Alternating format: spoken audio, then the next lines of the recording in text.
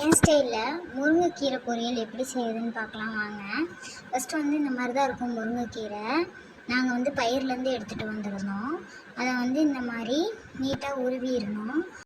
தலையை தனியாக அதில் நிறைய குச்சி வரும், அதெல்லாம் தனித்தனியாக எடுத்துடணும். பூவெல்லாம் முருங்கைக்கீரையில் போடலாம். இந்த மாதிரி தான் இருக்கும். இந்தளவு நீட்டாக நான் உருவி எடுத்துருக்கேன். பழுத்ததெல்லாம் போடக்கூடாது. இப்போ நான் கையில் எடுத்து காட்டுறது தான் கோலுன்னு சொல்லுவோம் நாங்கள். உங்கள் ஏரியாவில் என்ன சொல்லுவீங்கன்னு கமெண்ட்டில் சொல்லுங்கள். முருங்கைக்கீரை செய்கிறதுக்கான தேவையான பொருள் பார்த்தா, ஒரு பெரிய வெங்காயம், பாசிப்பருப்பு 2 டேபிள் ஸ்பூன், கருவேப்பிலை 1 கொத்து, பச்சைக்கடலை பருப்பு, உளுத்தம்பருப்பு, காரத்துக்கு 3 மிளகாய், பெருங்காயம், 1/4 கப்பு தேங்காய். அவ்வளோதான். இப்போ முருங்கைக்கீரை எப்படி செய்யுதுன்னு பார்க்கலாம். முருங்கைக்கீரையை நம்ம பறித்து வச்சுருக்க முருங்கைக்கீரையை தண்ணியில் நல்லா அலசிக்கிங்க. அலசினதுக்கப்புறம் ஒரு கடாயில் 2 டேபிள் ஸ்பூன் கடலெண்ணெய் ஊற்றி எண்ணெய் சூடானதுக்கப்புறம் கடுகு போடுங்க.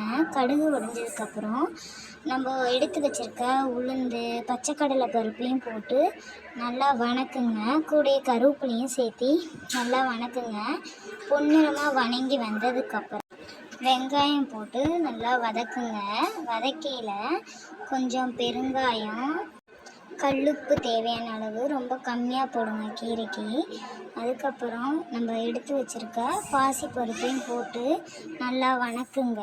வணக்கிட்டு நம்ம அலசி வச்சுருக்க முருங்கைக்கீரையை இதில் போட்டு நல்லா வணக்குங்க. கொஞ்சமாக தண்ணி சேர்த்திக்கிங்க, ஏன்னா வேகிறதுக்காக. கிண்டிட்டு மூடி வச்சுருங்க. ஒரு 5 மினிட்ஸ்க்கு அப்புறம் எடுத்து பாருங்கள். நல்லா கீரை கலர் சேஞ்ச் ஆகிருக்கும்.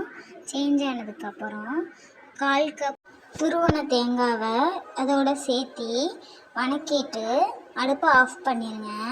அவ்வளோதான், என் ஸ்டைலில் முருங்கைக்கீரை பொரியல் தயார்.